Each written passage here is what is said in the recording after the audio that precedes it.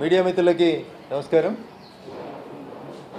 భారత రాజ్యాంగ నిర్మాత డాక్టర్ బిఆర్ అంబేద్కర్ గారి పేరిట కాంగ్రెస్ పార్టీ చేస్తున్నటువంటి తుచ్చ రాజకీయాలని నిరసిస్తూ ఈరోజు ఎన్డీఏ భాగస్వామ్య పక్షాలకు సంబంధించినటువంటి ఎంపీలం శాంతియుతంగా పార్లమెంటు మెట్ల మీద మకర ద్వారం ముందు శాంతియుత మార్గంలో గాంధేయ మార్గంలో నిరసన తెలుపుతూ ఉంటే ఒక చేతిలో కాన్స్టిట్యూషన్ పుస్తకాన్ని పట్టుకొని పక్కన నలుగురిని దౌర్జన్యం చేసేటువంటి వ్యక్తుల్ని కూడా తెచ్చుకొని సీనియర్లు అయినటువంటి ఎంపీలను కూడా గౌరవించకుండా పార్లమెంటు మెట్లపై నుంచి ఎంపీలను తోసుకుంటూ వెళ్ళి ఒక ఎంపీ మాజీ మంత్రి కేంద్ర మంత్రిగా పనిచేసినటువంటి పెద్ద ఆయన గాయానికి కారణమైనటువంటి రాహుల్ గాంధీ మీద తప్పకుండా చట్ట ప్రకారం చర్యలు తీసుకోవాలని చెప్పి పార్టీ పక్షాన డిమాండ్ చేస్తూ ఉన్నాం. కాంగ్రెస్ ఈ దేశానికి స్వతంత్రం వచ్చిన నాటి నుంచి లేదా భారత రాజ్యాంగం అమల్లోకి నుంచి వచ్చిన నాటి నుంచి ఈ రోజు దాకా ఏ రోజు కూడా అంబేద్కర్ గారిని గౌరవించినటువంటి కాంగ్రెస్ పార్టీ ఈరోజు కొత్తగా తామే అంబేద్కర్ సిద్ధాంతానికి వారసులం అన్నట్టు ప్రయత్నించడం అనేది బాధాకరమైనటువంటి విషయం. రాజ్యాంగాన్ని భారతదేశం ఆమోదించిన తర్వాత 2 సార్లు జరిగినటువంటి ఎన్నికలలో డాక్టర్ బాబాసాహెబ్ అంబేద్కర్ని ఓడించినటువంటి పార్టీ ఏందని ఉందంటే ఈ దేశంలో అది కాంగ్రెస్లు కమ్యూనిస్టులు తప్ప ఇంకొకరు కాదు. ప్రత్యక్ష ఎన్నికల్లో అంబేద్కర్ని ఓడించడమే కాకుండా తమ కుటుంబానికి భారతరత్నని ఇచ్చుకున్నారు 3 తరాలకి.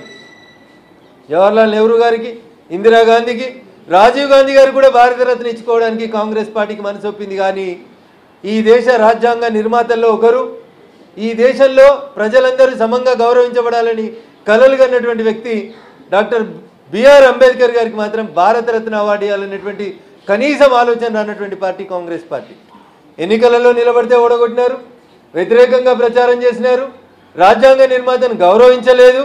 ఆఖరికి మీ కుటుంబంలో 3 తరాలకి భారతరత్న ఇచ్చుకున్నారు. కానీ బాబాసాహెబ్ అంబేద్కర్కి భారతరత్న ఇవ్వాలనేటువంటి ఆలోచన లేని మీరు ఇవాళ ఓట్ల కోసం బిఆర్ అంబేద్కర్ గారి వారసులం అని చెప్పి కాంగ్రెస్ పార్టీ చేస్తున్నటువంటి కుట్రల్ని కుతంత్రాల్ని ఈ దేశ ప్రజలందరూ కూడా గమనించాలి, అర్థం చేసుకోవాలని మేము సవినయంగా అప్పీల్ చేస్తూ ఉన్నాం. భారత రాజ్యాంగ నిర్మాత బిఆర్ అంబేద్కర్ని గుర్తించింది, గౌరవించింది.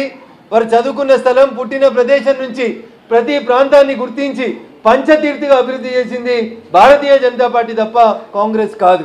అట్లాంటి కాంగ్రెస్ ఈరోజు ఓటు బ్యాంక్ రాజకీయాల కోసం అధికారంలో ఉన్నప్పుడు ఏ రోజు కూడా బిఆర్ అంబేద్కర్ గారిని గుర్తించని గౌరవించని కాంగ్రెస్ ఈ రోజు వచ్చి కొత్తగా కథలు చెప్తా ఉంది.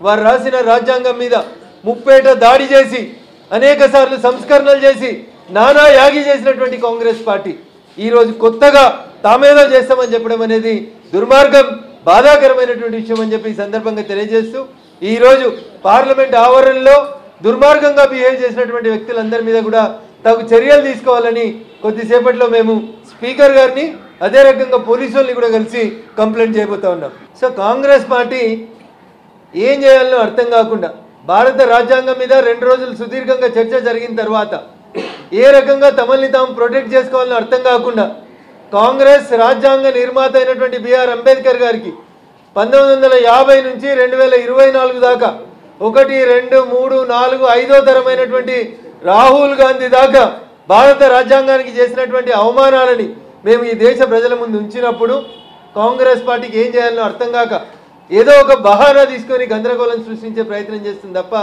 భారతీయ జనతా పార్టీ ఈ దేశ రాజ్యాంగ నిర్మాతగా బిఆర్ అంబేద్కర్ గారిని గౌరవించింది, గుర్తించింది, వారు చేసినటువంటి పనులని స్వాగతించినది తప్ప మీలాగా ఓట్ బ్యాంక్ రాజకీయాలు మేము చేయట్లేదు. మీరేమో రాహుల్ గాంధీ పైన చర్యలు తీసుకోవాలంటారు, ఆయన ఏమంటున్నారు, నాకు కూడా ఎంపీగా హక్కు ఉంది లోపలికి వెళ్ళడానికి, కానీ నేను వెళ్తుంటే వాళ్ళే నన్ను అడ్డుకున్నారు అనేటువంటిది ఆయన చేస్తున్నటువంటి ఆరోపణ.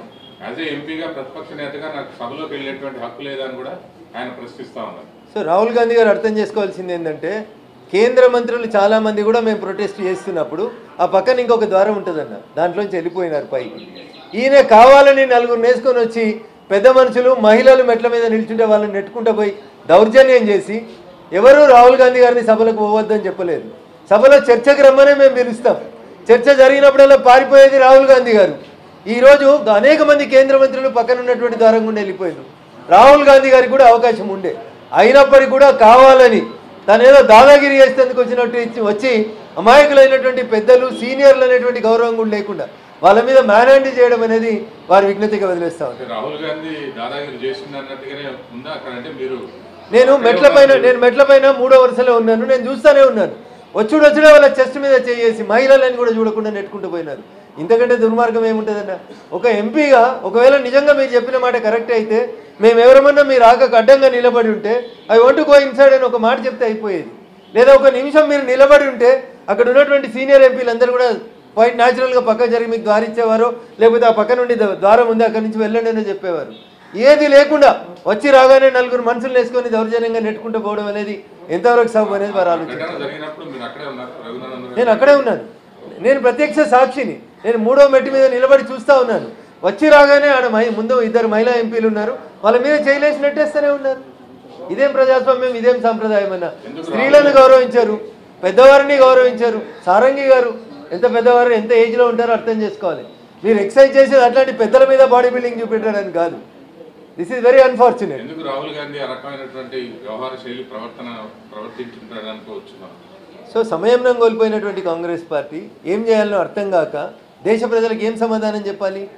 భారత రాజ్యాంగ నిర్మాత బిఆర్ అంబేద్కర్ గారిని, జవహర్లాల్ నెహ్రూ గారు, ఇందిరాగాంధీ, రాజీవ్ గాంధీ, ఆ తర్వాత యూపీఏ వచ్చిన తర్వాత సోనియా గాంధీ, ఆ తర్వాత అదే యూపీఏ 2లో రాహుల్ గాంధీ గారు భారత రాజ్యాంగాన్ని ఎట్లా అవమానపరిచినారని ఈ దేశ ప్రధాని నరేంద్ర మోడీ గారు 5 తరాలు భారత రాజ్యాంగానికి, రాజ్యాంగ నిర్మాతకు చేసినటువంటి అవమానం గురించి చాలా స్పష్టంగా ఎక్స్ప్లెయిన్ చేసిన తర్వాత దేశ ప్రజలకు ఏం సమాధానం చెప్పుకోవాలని అర్థం కాని కాంగ్రెస్ పార్టీ ఈ రకమైనటువంటి దౌర్జన్యాలకు దిగడం అనేది బాధాకరమైనటువంటి విషయం.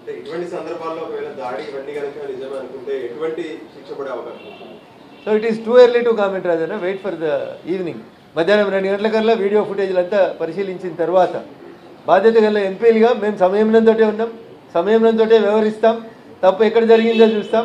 ఖచ్చితంగా చట్ట ప్రకారంగా తీసుకోవాల్సినటువంటి అన్ని చర్యల గురించి కూడా మా పార్టీ పెద్దలు ఆలోచిస్తారు.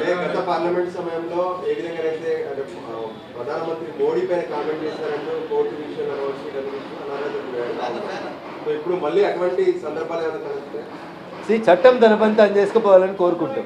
దౌర్జన్యం చేసినటువంటి ఎంపీ, ఒక ఎంపీ సాటి ఎంపీల మీద దౌర్జన్యం చేయడం వరకు ఎంతవరకు సమంజసం, ఎట్లా దాన్ని జస్టిఫై చేసుకుంటారనేది ఆలోచించుకోవాలి. ఒకవేళ బీజేపీ ఎంపీలు మీకు ద్వారం మొదలక ప్రొటెస్ట్కి మీకు అడ్డంగా నిలబడి ఉంటే అట్లీస్ట్ మీరు 1 నిమిషం అన్నా నిలబడి ఉండాల్సింది. ఆ మాత్రం కూడా చేయకుండా తోసుకుంటూ పోవడం అనేది సరైనది కాదనేది నా భావన. రాహుల్ గాంధీ ప్రవర్తన వ్యవహార శైలి మీద బీజేపీ ఫర్దర్గా ఎలా చేయబోతుంది సార్ మీ పార్టీ కానీ ప్రధాని? అంటే ఆ వీడియోస్ అక్కడ జరిగినటువంటి ఇష్యూస్ అన్నీ కూడా చూసిన తర్వాత చట్ట ప్రకారం కంప్లైంట్, ఒకవేళ నిజంగా వారు చేసినటువంటి దాడి వల్లనే వారికి ఇంజురీ జరిగింది అనుకోండి, చట్ట ప్రకారం ఎఫ్ఐఆర్ రిజిస్టర్ కావాల్సిందే. దాని గురించి పూర్తి వీడియోస్ని అక్కడ అంతా గందరగోళమైనటువంటి పరిస్థితి ఉంటే పూర్తి వీడియోస్ని పరిశీలించిన తర్వాత తప్పు ఎవరు చేసినారని చూసి చట్ట ప్రకారం చర్య తీసుకోవడానికి ప్రయత్నం చేస్తాం. Thank you. ఈ వీడియో మీకు నచ్చినట్టయితే లైక్ చేయండి, 10 మందికి షేర్ చేయండి. అలాగే కామెంట్ల రూపంలో మీ అభిప్రాయాలను మాతో పంచుకోండి. Nationalist hub group of channels ను సబ్స్క్రైబ్ చేసుకుని తెలుగునాట జాతీయవాద జర్నలిజాన్ని ప్రోత్సహించండి. ఈ వీడియో కింద ఉన్న బెల్ ఐకాన్ పై క్లిక్ చేయడం మర్చిపోవద్దు.